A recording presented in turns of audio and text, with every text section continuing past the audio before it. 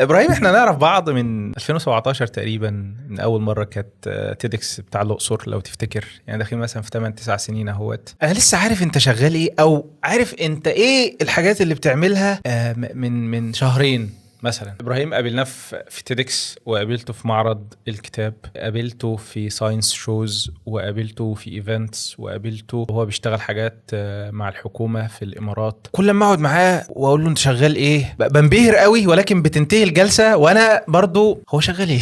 معلش يا ابراهيم، يعني لو تديني لمحه بسيطه كده عنك، انت درست ايه وتخرجت من ايه واشتغلت ايه وبتشتغل ايه دلوقتي، يعني بقى كتر خيرك. المجال اللي احنا شغالين فيه اسمه ساينس كوميونيكيشن او توصيل العلوم او التواصل العلمي. بدأنا ازاي؟ انا بدأ بمجال دراسة ملوش علاقة بالشغل. بدأت الاول بدراسة الحقوق، بعد ما اتخرجت من دراسة الحقوق خدت الماجستير في الاقتصاد. تحديدا الابحاث كانت في حاجة اسمها اقتصاديات التنمية واقتصاديات المعرفة والكلام ده، لكن ده ملوش علاقة برضو بمجال الشغل قوي.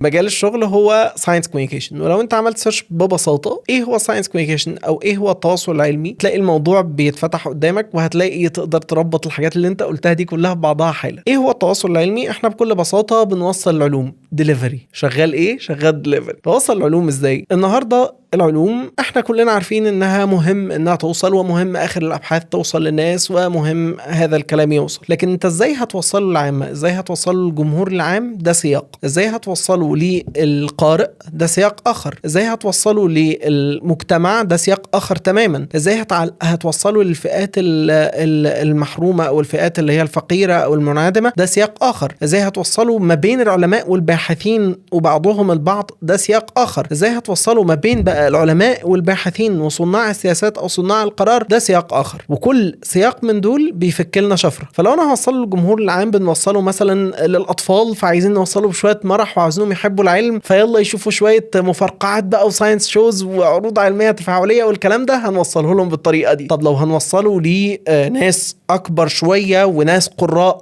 فهنوصله لهم عن طريق الصحافه العلميه او عن طريق الاعلام العلمي. ده سياق. الاعلام العلمي قد يكون صحافه مقروءه او حتى مسموعه ومرئيه زي البودكاست، زي حاجات كتيره جدا من ضمن سياقات الاعلام العلمي. لو هنوصله ما بين الباحثين وبعضهم، هنعمل حاجه اسمها فوكس جروب وكونفرنسز عشان يتبادلوا المعارف العلميه او اخر ما توصل اليه العلم في مجالاتهم، وبالتالي بيكون عندنا المؤتمرات العلميه الضخمه وغيرها اللي احنا بنعمل على تحريرها. طيب ما يتعلق بتوصيل العلماء مع صناع السياسات، احنا عندنا طبعا ازمات موجوده في العالم كله. الازمات دي قد يكون حلها في العلوم، زي مثلا الازمات المناخيه وازمات التغير المناخي وغيرها، قد يكون حلها عند بتوع العلوم. احنا عارفين مثلا المدينه الفلانيه معرضه للغرق او غيرها، فبنبدا بعد كده نوصل العلوم بصناع السياسات او صناع القرار، بحيث ان هم يتخذوا اجراءات تجاه تلك القضيه العلميه الشائكه اللي بيتداولها البعض. فاحنا مجالنا هو توصيل العلوم. عروض علميه فهي توصيل العلوم العامه، معارض ومتاحف علميه بنبنيها، educational curriculum كامل، منهج كامل بنبنيه.